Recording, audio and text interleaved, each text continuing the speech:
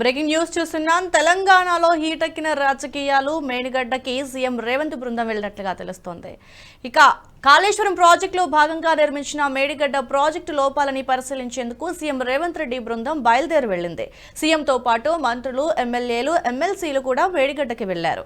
Assembly వాయిదా పడిన అనంతరం 4 ప్రత్యేక బస్సుల్లో వారంతా పయనమయ్యారు. ఇక సీఎం, మంత్రులు, ఎమ్మెల్యేలు, ఎమ్మెల్సీల పర్యటన నేపథ్యంలో మేడిగడ్డ వద్ద అధికార యంత్రాంగం అయితే పటిష్ట భద్రత ఏర్పాట్లు చేసినట్లుగా తెలుస్తోంది. ఇక డీఐజీ, 4 ఎస్పీలు, 8 మంది డీఎస్పీలు, పెద్ద సంఖ్యలో సీఐలు, ఎస్ఐలు బందోబస్తులో పాల్గొన్నారు. మేడిగడ్డ బ్యారేజ్ లో దెబ్బతిన్న 7వ బ్లాక్ లోని పియర్స్ ను సీఎం బృందం పరిశీలించే అవకాశం ఉండటంతో ఆ ప్రాంతానికి వెళ్లేందుకు వీలుగా ఏర్పాట్లు చేసినట్లుగా తెలుస్తోంది.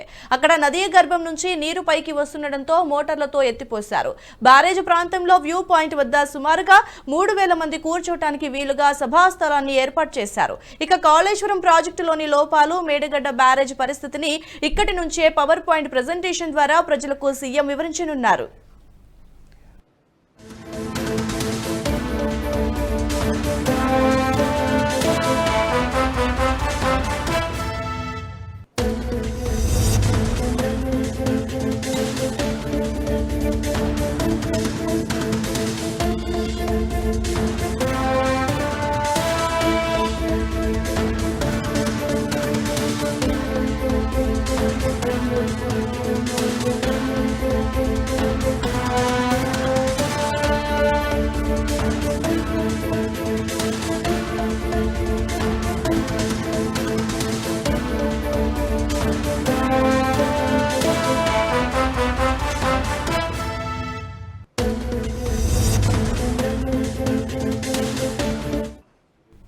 ఇక ఈ విషయానికి సంబంధించి మరింత సమాచారం ఎగ్జిక్యూటివ్ ఎడిటర్ శివప్రసాద్ లైవ్ ద్వారా అందిస్తారు. శివప్రసాద్, చెప్పండి.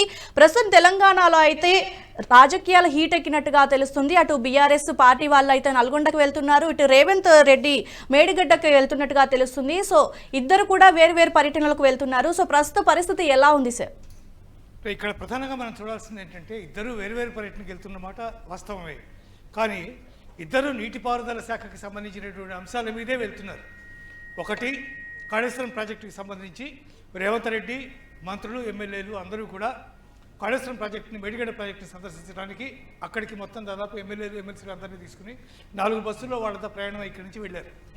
మరోవైపు బీఆర్ఎస్ నేతలు కృష్ణా రివర్కి సంబంధించినటువంటి అంశంలో, కృష్ణా బ్యారేజీల నిర్వహణ కానీ, కృష్ణా రివర్ మేనేజ్మెంట్కి బోర్డుకి సంబంధించినటువంటి అంశాల్లో కానీ రాష్ట్ర ప్రభుత్వం వాళ్ళకి పూర్తిగా లొంగిపోయింది అని చెప్పి ఆరోపిస్తూ దీనికి సంబంధించినటువంటి అంశాల మీద ప్రజలకు క్లారిటీ ఇవ్వడం కోసం నల్గొండ ప్రయాణమై వెళ్ళారు. అంటే రెండు కూడా నీటిపారుదల శాఖకి సంబంధించినవే. ఒకటి, బీఆర్ఎస్ గవర్నమెంట్ జరిగినటువంటి అవినీతికి సంబంధించినటువంటి ప్రధానమైనటువంటి అంశం. మేడిగడ్డ ప్రాజెక్టు కానీ, సుందిళ్ళ కానీ, అన్నారం కానీ, ఈ 3 ప్రాజెక్టులు కూడా ఎట్టి పరిస్థితుల్లోనూ పనికిరావు అని కృష్ణా రివర్ బోర్డు మేనేజ్మెంట్ లొంగిపోయారని చెప్పి బీఆర్ఎస్ వీళ్ళిద్దరూ కూడా డిఫరెంట్ సభలు, డిఫరెంట్ చోట్ల విజిట్లు నిర్వహిస్తున్నారు. అంటే ఏది ప్రధానమైంది అంటే ఒక పార్టీ యొక్క తప్పుల్ని ఇంకో పార్టీ ఎత్తి చూపించడానికి ఈ 2 వేదికల్ని చేసుకున్నట్టుగా మనకు కనిపిస్తుంది. అంటే నిజానికి తెలంగాణ ప్రజలకు సంబంధించినంత వరకు కాళేశ్వరం ప్రాజెక్టు ఒక మహాద్భుతమైనటువంటి అంశం. ఈ ప్రాజెక్టు నిర్మాణం అనేది చరిత్రాత్మకమైనటువంటిది. ప్రపంచంలోనే ఇది చాలా అత్యద్భుతమైనటువంటి ప్రాజెక్టుగా దీన్ని నిర్మించాం అని చెప్పి బీఆర్ఎస్ ప్రభుత్వం గతంలో దీని గురించి బ్రహ్మాండంగా బయట ప్రచారం చేసుకుంది. ఇది ఒక అద్భుతమైనటువంటి కట్టడంగా బయటంతా కూడా విపరీతమైనటువంటి పేరు ప్రతిష్టలు కూడా సంపాదించుకుంది ప్రాజెక్ట్. కానీ తీరా చూస్తే ఈ ప్రాజెక్టులో అనేక రకాలైనటువంటి లోపాలు ఉన్నాయి. చాలా భయంకరమైనటువంటి పరిస్థితి ఉంది. మేడిగడ్డ ప్రాజెక్టు టోటల్గా కూలిపోయేటటువంటి పరిస్థితిలో ఉంది. దాదాపు చాలా పియర్స్ దెబ్బతిన్నాయి. చాలా చోట్ల బ్లాక్లన్నీ కూడా ఊడిపోయి, నీటి ప్రవాహానికి ఊడిపోయి విచ్చలవిడిగా ఎక్కడక్కడ పడిపోయినటువంటి సందర్భాన్ని మనం విజువల్స్లో మనం చూస్తున్నాం. ప్రత్యక్షంగా ప్రాజెక్ట్ సందర్శించిన వాళ్ళకి ఇంకా బాగా తెలుస్తుంది. ఈ ప్రాజెక్టు నిర్మాణానికి సంబంధించినంత వరకు ఈ ప్రాజెక్టు ఫ్లోటింగ్ స్ట్రక్చర్గా నిర్మాణం చేయాలి యాక్చువల్గా. కానీ ఇది స్టేబుల్ స్ట్రక్చర్గా నిర్మాణం చేశారు. అంటే ఫస్ట్ డ్యామ్ సేఫ్టీ అథారిటీకి ఫస్ట్ వీళ్ళైతే ప్రతిపాదనలు పంపిస్తారో ఆ ప్రతిపాదనలు పంపించేటప్పుడు ఇచ్చినటువంటి ప్రతిపాదనలకి చేసినటువంటి కన్స్ట్రక్షన్కి ఎటువంటి సంబంధం లేదనేది డ్యామ్ సేఫ్టీ అథారిటీ ఇచ్చినటువంటి నివేదిక. ఆ నివేదిక ప్రకారం, వాళ్ళు ఇచ్చినటువంటి నివేదిక ప్రకారం ఈ ప్రాజెక్టులు 3 కూడా పనికిరావు. వీటిని మళ్ళీ పునర్నిర్మాణం చేయాల్సిందే తప్ప వీటిని రిపేర్ చేయడం ఎట్టి పరిస్థితుల్లోనూ సాధ్యపడదు. అది వాళ్ళు ఇచ్చినటువంటి నివేదిక. అయితే దాని మీద అనేక రకాలైనటువంటి దర్యాప్తులు జరుగుతున్నాయి. హైకోర్టు సిట్టింగ్ జడ్జి చేత దర్యాప్తు చేస్తామని చెప్పారు. కానీ హైకోర్టులో సిట్టింగ్ జడ్జిలు ఎవరు ఖాళీగా లేకపోవడం వల్ల విజిలెన్స్ దర్యాప్తుకి ఆదేశించారు. ఆ విజిలెన్స్ వాళ్ళు దర్యాప్తు చేసి దాని యొక్క నివేదిక ఇచ్చారు. చాలా రకాలైనటువంటి అంశాల నివేదికలు పొందుపరచబడి ఉన్నాయి. డ్యామ్ యొక్క నిర్మాణం కానీ, డ్యామ్ యొక్క ప్లానింగ్ కానీ, డ్యామ్ యొక్క మెయింటెనెన్స్ కానీ ఇవేమీ కూడా సరైన పరిస్థితులు లేవు. టోటల్గా ఆల్ ఆస్పెక్ట్లు కూడా నెగ్లెక్ట్ అయిపోయినాయి. కాబట్టి ఈ ప్రాజెక్టు దాదాపు పనికిరాదు అనేది వాళ్ళు చెప్పినటువంటి సారాంశం. ఇందాకే దాదాపు 1 గంట సేపటి క్రితం రేవంత్ రెడ్డి ఒక ట్వీట్ చేశారు. కాళేశ్వరం ప్రాజెక్టు ఎట్టి పరిస్థితుల్లోనూ పనికిరాదు, దాన్ని మళ్ళీ పునర్నిర్మాణం చేయవలసిందే, బీఆర్ఎస్ ప్రభుత్వం చేసినటువంటి అవినీతికి ఈ ప్రాజెక్టు నిదర్శనం అని ఆయన నొక్కి నొక్కి ఒక్కాడిస్తున్నారు. కానీ దీంట్లో అధికారుల మీద అనేక రకాల ఆరోపణలు చేస్తున్నారు.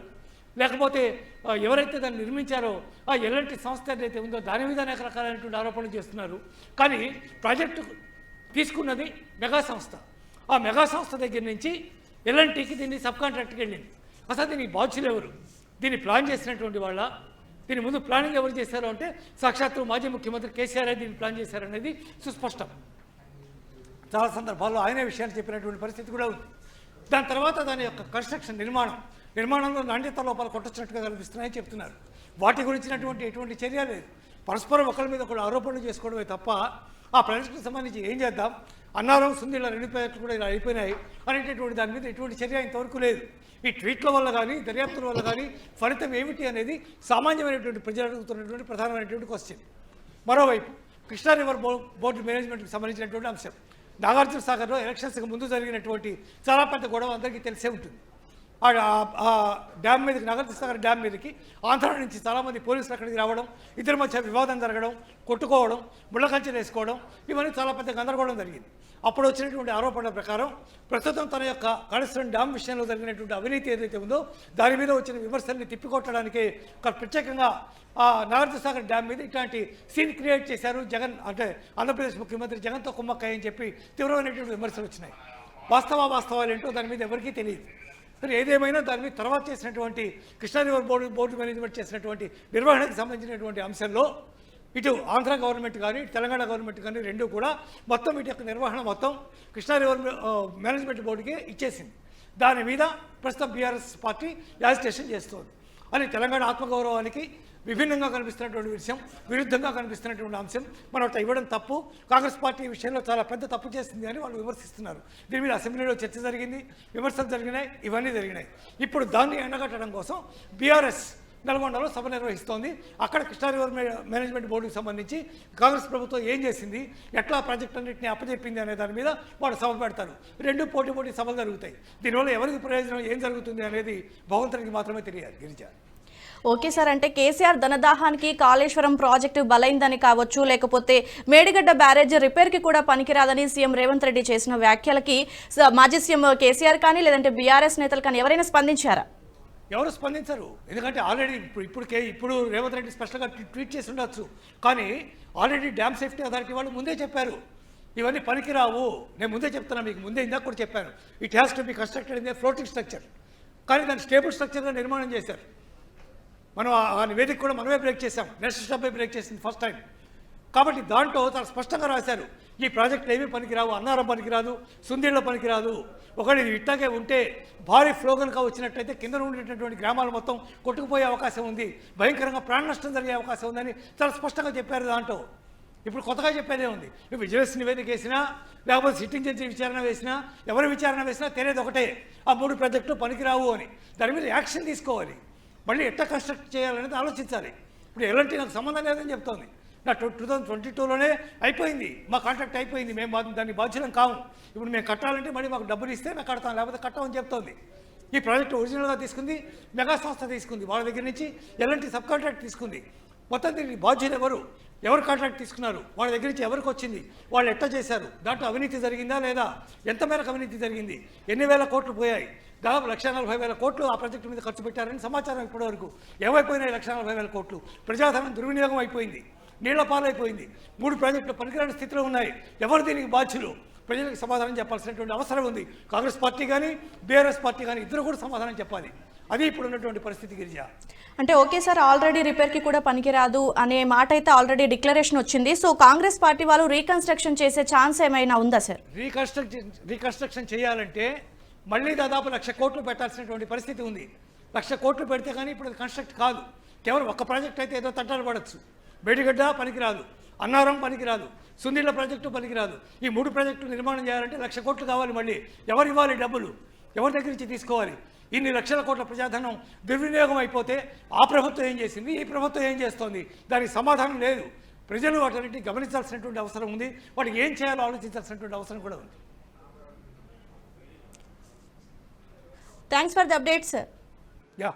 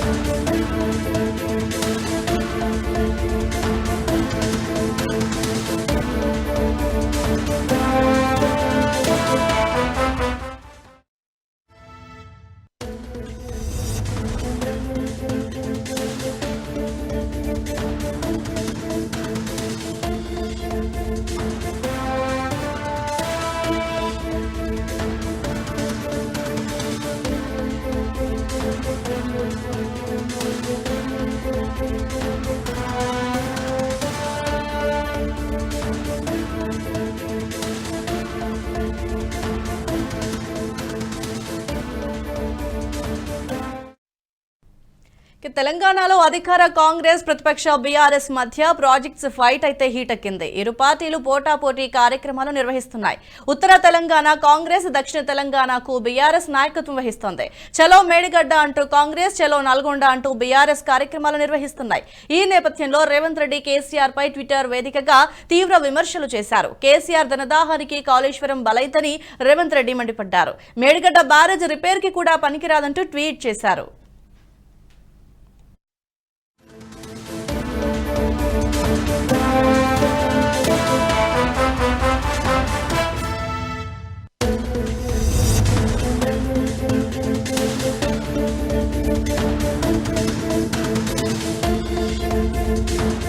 ఈ వీడియో మీకు నచ్చినట్టయితే లైక్ చేయండి, 10 మందికి షేర్ చేయండి. అలాగే కామెంట్ల రూపంలో మీ అభిప్రాయాలను మాతో పంచుకోండి. Nationalist hub group of channels ను సబ్స్క్రైబ్ చేసుకుని తెలుగునాట జాతీయవాద జర్నలిజాన్ని ప్రోత్సహించండి. ఈ వీడియో కింద ఉన్న బెల్ ఐకాన్ పై క్లిక్ చేయడం మర్చిపోవద్దు.